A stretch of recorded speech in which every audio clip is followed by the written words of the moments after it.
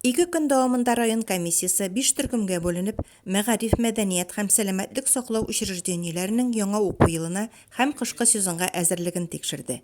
Эшләрнең барышы белән муниципаль район башлыгы Марсель Шайдуллин да танышты. Комиссия биналарның һәм территорияләрнең төзеклеге белән рәттән иминлек, янгын куркынычсызлыгы, санитар нормаларның сакланышы, туклануны оештыру, методик әсбаплар белән тәэмин ителеш мәсьәләләренә дә зур игътибар бирде. Шул хәтле күп менә җирле бюджеттан бик күп суммага без эшкә алып барабыз бүгенге көндә. Үзебезнең республика хөкүмәтебез тарафыннан, министерстволар тарафыннан бик күп бүгенге көндә финанс ярдәме күрсәтелә. Әле алай гына да түгел, менә бүгенге көндә төрле грантлар буенча безнең учреждениелар шул хәтле матур итеп эшлиләр. Менә бер мәгариф идарасы гына да безнең 70 миллионнан артыграк менә грант утты бу уку елына әзерлек буенча гына да. Аның буенча классларны әзерләделәр, яңа әсбаплар алдылар, материал ярдәм алдылар бүгенге көндә.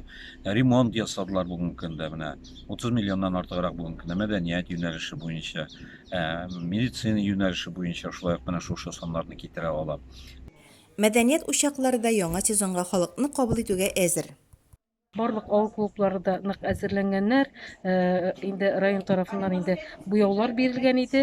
Буяу эшләре дә башкарылган. Инде клуб яны территориясендә бик матур итеп эшләгәннәр. Чәчәкләр үсеп утыра инде. Авыллар инде көз аена менә 1 сентябрьдән инде авыл клубларында кружоклар эшли башлаячак.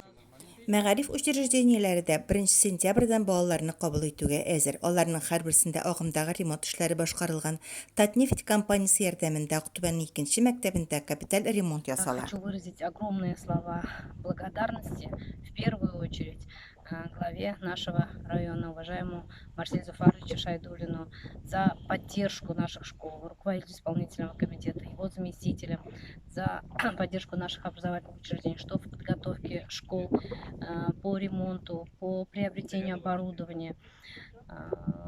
Ну и, конечно же, огромные слова благодарности самим руководителям школ и детских садов.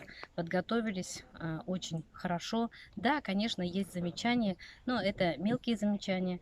Все они, эти проблемы решаемы. Мы всегда готовы помочь. Поэтому огромные слова благодарности. Самое главное, чтобы наши дети были живы-здоровы.